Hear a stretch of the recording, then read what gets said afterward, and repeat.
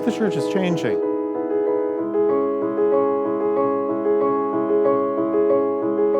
Parts of the church are shrinking, and some of it is even dying, but other parts are growing and finding new and fresh strength.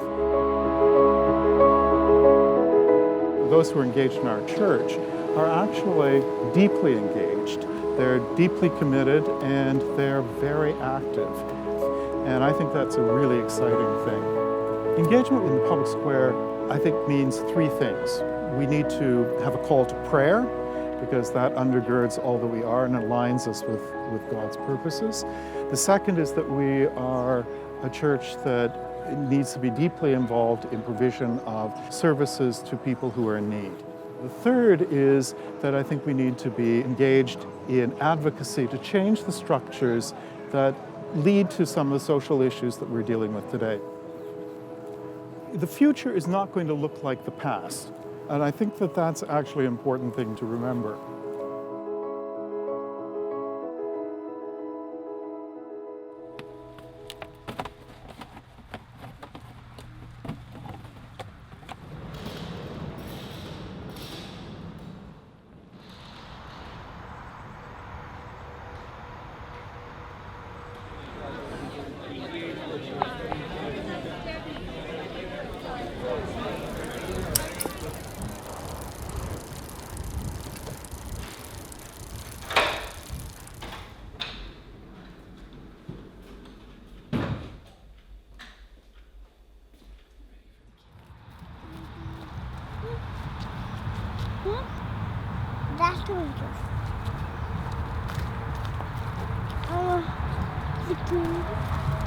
So what we have done is decided to have a community garden so that we can have individual plots for individual people from outside the church and from within the church.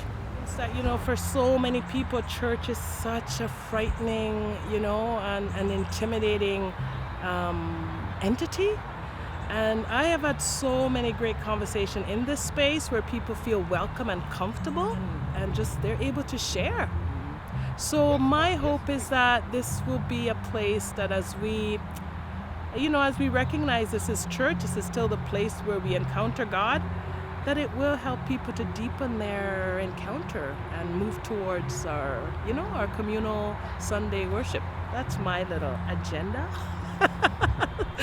So, because folks are afraid, and then if they can find that church folks are ordinary folks, they're your neighbors, they're actually having the same issues and challenges just like you, and we're a community that are upholding each other, that we're growing together in love, and it has actually begun, right? What are the initial responses you have when you see someone who's homeless, okay? Because I want you guys to deal with your prejudices, right? Today what we're going to do is we're going to do basically a homeless education program with youth from all over Ontario. The exciting part about it is that it's going to be led by two guys who have lived experience of homeless. Both of them have stayed at the Warming Room, which is a program that we run, and both of them kind of came up with this tour that's going to be a day in the life of someone who's living homeless in Peterborough. In the winter time, if the right security guard was working, you could sit in there on a Sunday and stay warm. The panhandlers will sit over there, and usually it's just enough to feed whatever addiction you have. What little bit of wisdom I have, or what little bit of knowledge I have, which isn't much, if I can pass it on to even one person, I think it's a good thing. By having people with lived experience do this, they were a part of the church. They were running the educational program of the church, which they saw all of a sudden they were a part of it. And I think that was really powerful. For me, it's always powerful because I hate that I'm always asked like I'm the expert on homelessness when I've never been at risk. I've never even been close to being homeless. These guys are the real experts, and they were able to share their expertise with these teenagers.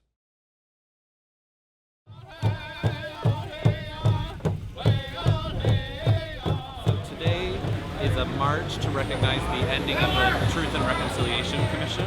Communities from across Toronto coming together, including the Diocese of Toronto, members of the United Church, folks from Kairos and Toronto Council Fire, and other communities coming to sort of recognize this moment and really commit ourselves to carrying on reconciliation going forward.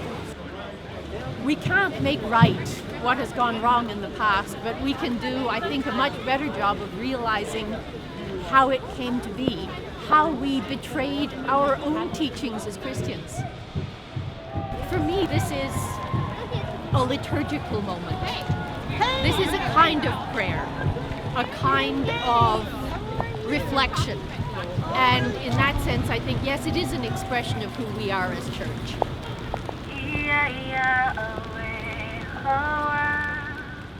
And as we walked up that street and we felt that discomfort in the cold, we can imagine what they sustained, and they continued. And they came out of those schools and they did good things. They were our mothers and our fathers and our aunties, and they were there for us. And many of them suffered long and hard days at those schools, but they came out and they moved beyond that. We're still searching for that gift. Maybe we can call that gift reconciliation. We're still searching. And when we gather together, each of us individually will find it, and we're going to become strong.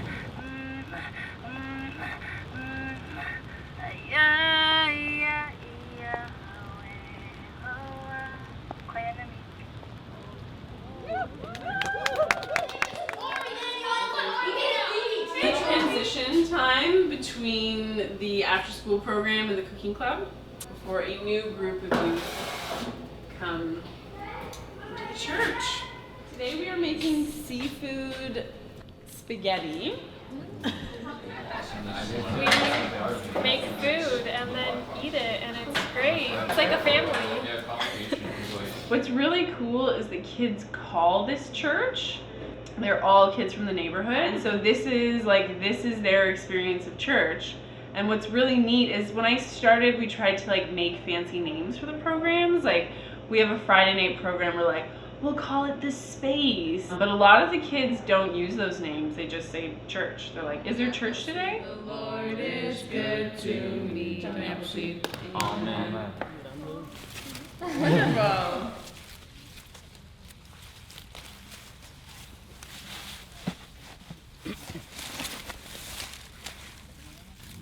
So I began to wonder, exactly where they were from and what they were doing here and how, as a community, we were welcoming them. And I found out that they were here for about 5 or 6 months. They were all from Mexico.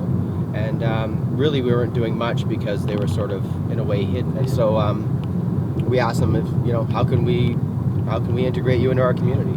A couple of them said, well, we've been coming to Canada for a long time. And we'd never had a church service in Spanish.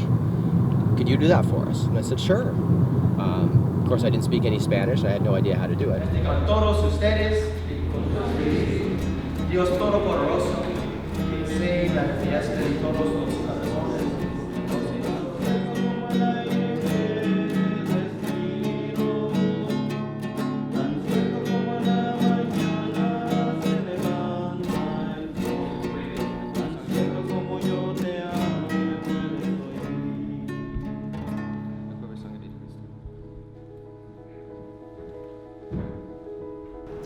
Well, it won't be like it is in the past.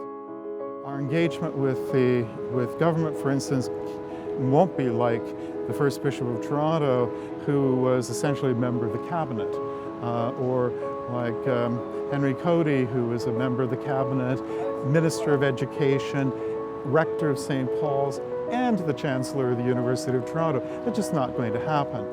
But we will be a people, I think, who do want to work together to make a difference in our civil society so that all people can have what we would call a community of hope and compassion to be part of.